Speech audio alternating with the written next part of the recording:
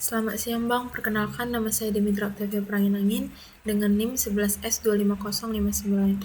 Di sini saya akan menjelaskan dan memaparkan tugas praktikum saya pada P keempat dengan mata kuliah MOTSIM. Jadi di sini saya akan menjelaskan tentang simulasi Continuous System Water Tank, tentang sistem distribusi air asrama. Di sini dengan nama file praktikum.py. Jadi di sini saya menggunakan beberapa library.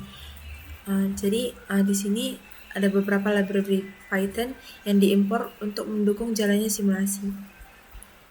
Di sini ada NumPy, ada SCIPY, ada Streamlit, ada Plotly subplots, Pandas, data classes, typing, dan juga math. NumPy di sini gunanya itu untuk melakukan perhitungan numerik. Lalu ada juga SCPY, itu digunakan untuk menyelesaikan persamaan diferensial secara numerik. Lalu ada juga Streamlit yang digunakan untuk membuat aplikasi web interaktif dari program Python-nya. Lalu ada juga Plotly yang digunakan untuk membuat grafik interaktif dari hasil simulasi. Lalu ada juga Pandas digunakan untuk mengolah data simulasi dalam bentuk tabel. Lalu ada data classes, gunanya itu untuk membuat konfigurasi parameter sistem secara lebih sederhana. Lalu ada juga typing, di sini gunanya itu untuk memberikan tipe data pada variabel dan fungsi. Dan yang terakhir ada math, gunanya itu untuk operasi matematika tambahan. Contohnya itu kayak fungsi trigonometri sama operasi numerik dasarnya. Jadi yang pertama masuk ke konfigurasi dan setup. Bagian ini itu digunakan untuk menentukan parameter awal sistem tangki air yang akan disimulasikan. Kelas yang digunakannya itu yang ini, data class water tank config. Kelas ini menyimpan seluruh parameter sistem. Lalu ada parameter tank atau parameter tangki. Nah, di sini penjelasannya itu tank radius itu artinya itu jari-jari tangki, ada tank height itu artinya itu tinggi maksimum tangki, ada initial water level itu artinya itu tinggi air awal. Jadi parameternya ini menentukan ukuran fisik dari tangki air. Lalu masuk ke parameter aliran atau parameter inlet atau parameter aliran masuk. Di sini tuh ada parameternya itu menentukan jumlah air yang masuk ke tangki. Jadi jika aktif nanti maka akan keluar 0,05 m/3 air masuk setiap detik. Lalu ada parameter outlet atau parameter aliran keluar. Jadi parameternya itu digunakan untuk menghitung aliran air yang keluar dari tangki melalui lubang outlet. Selanjutnya ada parameter fisika. Nah, parameter fisika ini digunakan untuk menghitung tekanan air dan juga kecepatan aliran keluarnya. Lalu ada parameter simulasi, gunanya itu untuk simulasi berlangsung selama 60 detik. Artinya itu simulasi berlangsung selama 60 detik, lalu perhitungan di setiap 1 detik yang ini. Nah, lalu lanjut ke perhitungan otomatis parameter. Nah, di sini tuh setelah parameternya itu dimasukkan, program itu menghitung beberapa nilai tambahan secara otomatis. Dengan ada luas tangki, ada rumusnya A sama dengan VR kuadrat. Contohnya jika radiusnya itu 2 meter, maka luas tangkinya maka 12,57 meter pangkat 2. Lalu ada volume maksimum tangki, itu rumusnya itu V sama dengan A dikali H. Jadi jika tinggi tangkinya itu nanti 5 meter, nanti kita masukkan input 5 meter, maka volume maksimumnya itu 62,83 meter pangkat 3. Gitu. Selanjutnya itu ada yang kedua yaitu model fisika. Nah, pada bagian ini tuh digunakan untuk menghitung fenomena fisika yang terjadi pada sistem tangki air. Jadi kelas utamanya itu kelas physics model. Nah, model ini menghitung berbagai komponen sistem. Yang pertama itu ada menghitung aliran masuk. Nah, menghitung aliran masuk dihitung menggunakan parameter inflat flow rate. Nah, di sini itu nanti outputnya itu maka key strip bawah in sama dengan laju air masuk. Contohnya itu kayak key strip in sama dengan 0,05 meter pangkat 3 per second. Nah, selanjutnya itu menghitung aliran keluarnya. Yang ini. Nah, jika aliran keluar dihitung menggunakan hukum Torricelli, maka rumusnya itu sama dengan Q sama dengan CD akar kuadrat 2GH. Akar dari 2GH. Nah, penjelasannya itu, CD itu maksudnya itu koefisien discharge, A itu sebagai luas lubang outlet, G itu sebagai gravitasi, H itu sebagai tinggi air. Jadi nanti semakin tinggi air dalam tangki, maka semakin besar juga tekanan sehingga air keluar lebih cepat. Selanjutnya itu menghitung tekanan air. Nah, tekanan air itu dihitung dengan rumus P sama dengan PGH, di mana P itu sebagai massa jenis air, G itu sebagai gravitasi, H itu sebagai tinggi air. Jadi di sini tekanan ini digunakan itu untuk menganalisis kondisi sistem.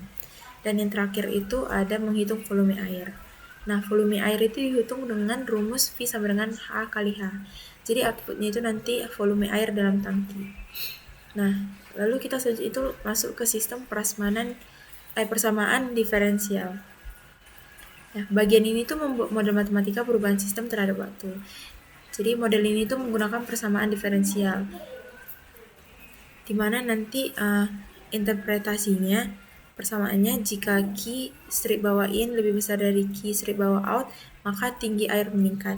Namun jika Q strip bawah out lebih besar dari Q strip bawah in, maka tinggi air itu menurun. Nah, lalu selanjutnya itu ada variabel sistem. Yang ini. Jadi ini penjelasannya itu water level itu sebagai tinggi air, terus cumulative inflow sebagai total air yang masuk, lalu ada cumulative outflow sebagai total air yang keluar.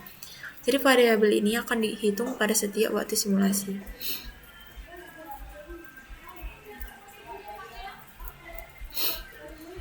Lalu selanjutnya kita masuk ke bagian 4. Nah, di bagian ini tuh bagian ini menjalankan seluruh simulasi sistem tangki air.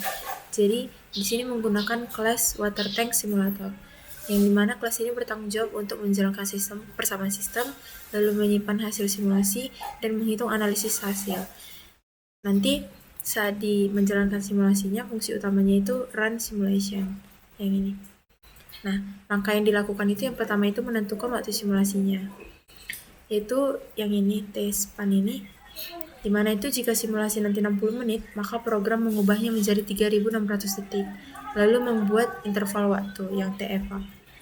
Nah, ini tuh contohnya itu jika time strip bawah step 1 detik, maka program menghitung kondisi sistem setiap detiknya. Kelima itu ada visualisasi dengan plotly. Jadi bagian ini menampilkan hasil simulasi dalam bentuk grafik dan juga visualisasi. Jadi di sini menggunakan kelas plotly visualization, yang dimana digunakan untuk membuat grafik interaktif menggunakan plotly. Jadi yang pertama itu ada grafik yang pertama, yaitu profil ketinggian air, yaitu plot water level profile. Jadi grafiknya ini menunjukkan perubahan tinggi air terhadap waktu. Jadi ada sumbu grafik, yang pertama itu ada sumbu X sebagai waktu menggunakan menit, lalu ada sumbu Y yaitu level menggunakan Y sebagai level atau tinggi air yaitu menggunakan meter. Selanjutnya itu ada matrix untuk aliran atau plot flow matrix. Jadi grafik ini itu menampilkan 4 informasi. Yang pertama itu ada key in, ada key out.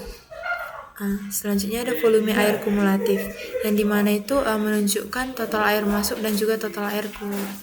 Lalu ada aliran bersih. Rumusnya itu nanti ada net flow sebagai sama dengan key in dikurang key out, yang dimana jika positif maka tanknya itu sedang terisi. Namun jika hasilnya negatif maka tank itu sedang kosong.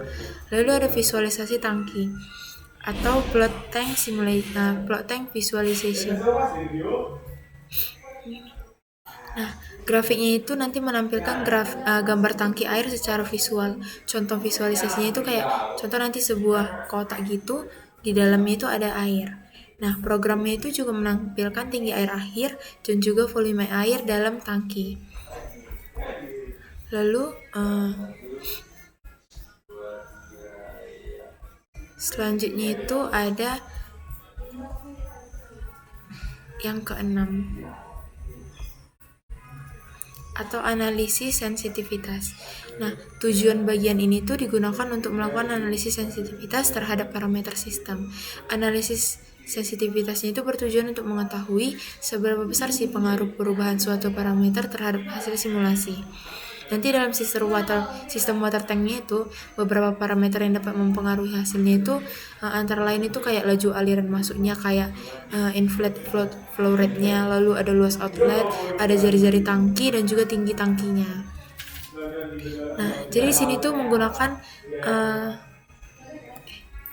menggunakan class sensitivity analysis, di mana kelasnya ini tuh berfungsi untuk menjalankan analisis sensitivitas terhadap parameter tertentu dalam simulasi. Lalu kelasnya ini tuh menggunakan metode statis atau static method, di mana sehingga dapat dipanggil tanpa membuat objek terlebih dahulu. Lalu ada analis parameter sensitivity. Nah, gunanya itu fungsi utamanya itu ada yang ini. Jadi gunanya itu fungsinya itu digunakan untuk menguji beberapa nilai berbeda dari suatu parameter dan melihat hasil simulasi yang dihasilkan. Jadi adapun beberapa parameternya itu kayak base config yang ini. Nah, itu penjelasannya itu tentang konfigurasi awal sistem tangki gitulah.